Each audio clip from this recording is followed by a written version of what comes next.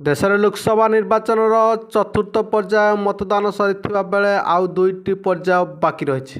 ସେପରି ତୃତୀୟ ପର୍ଯ୍ୟାୟ ରାଜ୍ୟରେ ସମ୍ବଲପୁର, କେନ୍ଦୁଝର, ଢେଙ୍କାନାଳ, କଟକ, ପୁରୀ, ଭୁବନେଶ୍ୱର ପରି ଗୁରୁତ୍ୱପୂର୍ଣ୍ଣ ଆସନରେ ଭୋଟିଂ ହେବ।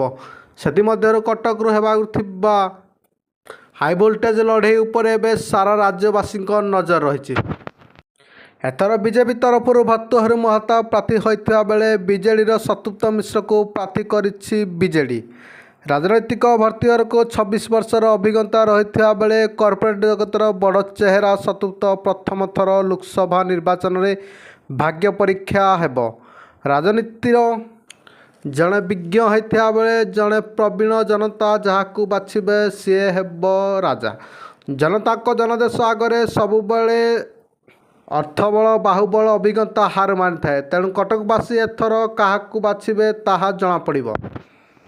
ଗତ ଲୋକସଭା ନିର୍ବାଚନରେ ଭର୍ତ୍ତୃହରି ବିଜେଡ଼ି ତରଫରୁ ପ୍ରାର୍ଥୀ ହୋଇଥିଲେ 1 ଲକ୍ଷରୁ ଅଧିକ ଭୋଟରେ ଜିତିଥିଲେ। ଭର୍ତ୍ତୃହରିକୁ 5 ଲକ୍ଷରୁ ଅଧିକ ଭୋଟ ମିଳିଥିଲା। ତେବେ ତାଙ୍କର ପ୍ରତିଦ୍ୱନ୍ଦ୍ୱୀ ଓଡ଼ିଶାର ପୂର୍ବତନ ଡିଜିପି ପ୍ରକାଶ ମିଶ୍ରଙ୍କୁ 4 ଲକ୍ଷରୁ ଅଧିକ ଭୋଟ ମିଳିଥିଲା। ଚଳିତ ନିର୍ବାଚନରେ ଏହି ଆସନରୁ ପ୍ରାର୍ଥୀ ବଦଳିଥିବା ବେଳେ ଦୁଇ ଜଣଙ୍କ ପ୍ରାର୍ଥୀମାନେ ନିଜ ନିଜ ରଣନୀତିରେ ଆଗକୁ ବଢ଼ୁଛନ୍ତି।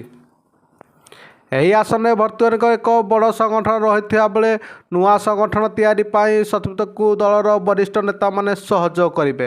ସେହିପରି କଂଗ୍ରେସ ଏଥର ଜଣେ ଭେଟରାନ୍ ଲିଡର ସୁରେଶ ମହାପାତ୍ରଙ୍କୁ ପ୍ରାର୍ଥୀ କରିଛି। ସୁରେଶ ପୂର୍ବରୁ 2012 ଆଠଗଡ଼ ବିଧାନସଭା ଉପନିର୍ବାଚନ, 2024 କଟକ ସହର ବିଧାନସଭା, 2009 ବାରବାଟୀ କଟକ ଓ 2014 ଚୌଦ୍ୱାର କଟକରୁ ନିର୍ବାଚନ ଲଢ଼ି ପରାଜିତ ହୋଇଥିଲେ। ଏକଦା କଟକ ଲୋକସଭା ଆସନରୁ କଂଗ୍ରେସ ଜିତିଥିଲା। ପୂର୍ବତନ ମୁଖ୍ୟମନ୍ତ୍ରୀ ଜାଲକବଲ୍ଲଭ ପଟ୍ଟନାୟକ